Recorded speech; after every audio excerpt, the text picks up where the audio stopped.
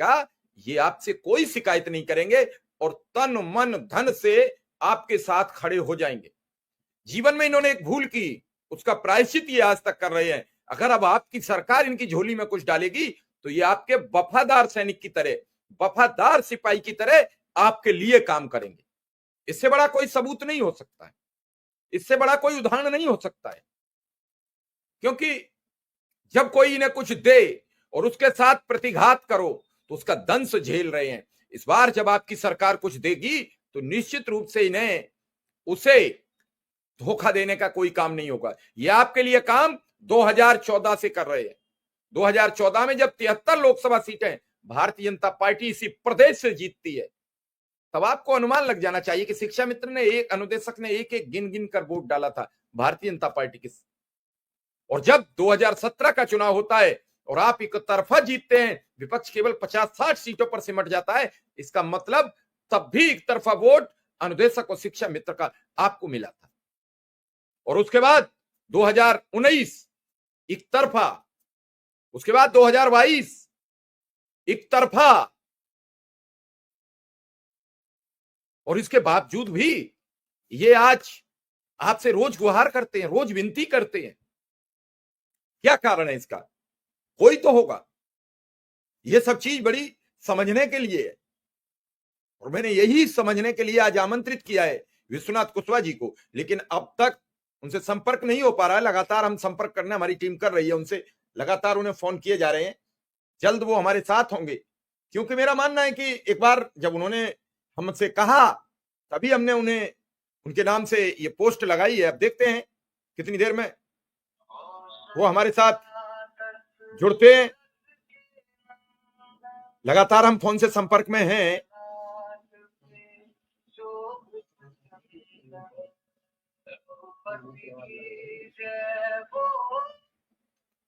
ये सब चीजें बड़ी गंभीर हैं और इन्हीं सब चीजों को लेकर मैं आज जानना चाहता हूं कि कुशवाहा जी से, महावीर प्रसाद जी, मैं बोल चुका हूं उन्हें और लगातार संपर्क भी कर रहा हूं। जैसे ही संपर्क होता है मैं तुरंत अपने साथ उन्हें लाऊंगा, कोशिश करूंगा कि आपसे उनकी बात हो।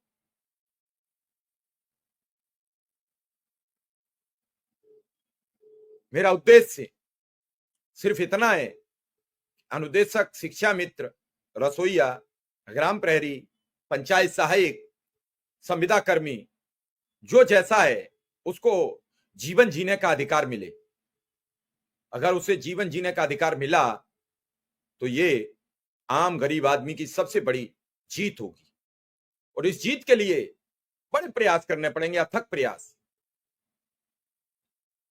आज कई तरीके की बातें आरएसएस ने कही हैं, आरएसएस प्रमुख ने, मैं उस पर भी बात करूंगा। आज सूबे की राज्यपाल ने प्रदेश की सरकार पर सवाल उठा दिया है। पूरा एक शानदार उनका एपिसोड है कि शिक्षा को कमजोर क्यों और शराब की दुकानें ज्यादा क्यों। मैंने अभी बना के डाला है 1 घंटे पहले प्रोग्राम, देखिए आप क्या उन्होंने सवाल उठा दिए हैं। और कहा कि महिलाएं लठ लेके निकल लें, डंडा लेके निकल लें, तोड़ दें शराब की दुकान, अवैध भट्टियों को। इसका मतलब कहीं ना कहीं राज्यपाल को भी पता है कि प्रदेश में क्या स्थितियां हैं। सब कुछ सामने आएगा, इंतजार करना पड़ेगा, देखें कब तक क्या होगा क्या नहीं होगा। हो सकता है इसमें भी कोई राजनीतिक प्रत्यंचा हो, और मैं तो कह रहा हूं कि शिक्षा मित्रों का मामला राजनीतिक प्रत्यंचा अभी बन जाए बीजेपी के लिए। इसमें भी कुछ हो सकता है एर फेर, तो इस प्रत्यंचा में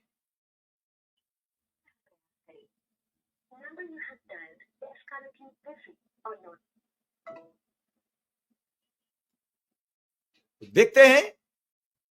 सबको सोचने का अवसर मिलना चाहिए, सबको अपना अपना वर्क करने का भी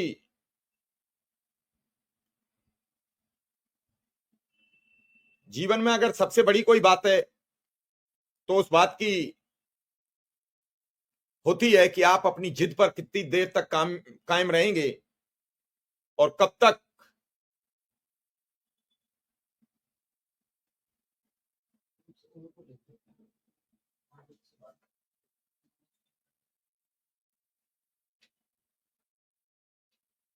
मैं एक बार प्रयास कर लूं।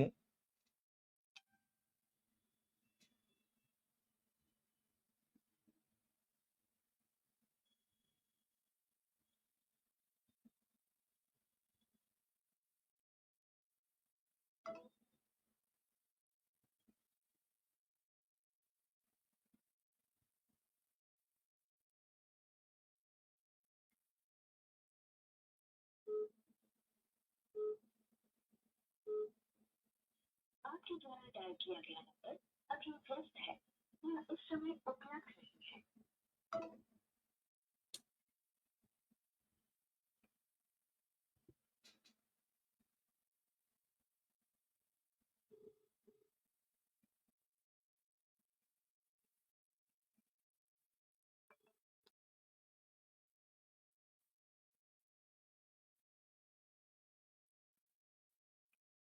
कुल मिला के यह है कि अगर आपने ठान ली है परेशानियों से भिड़ने की,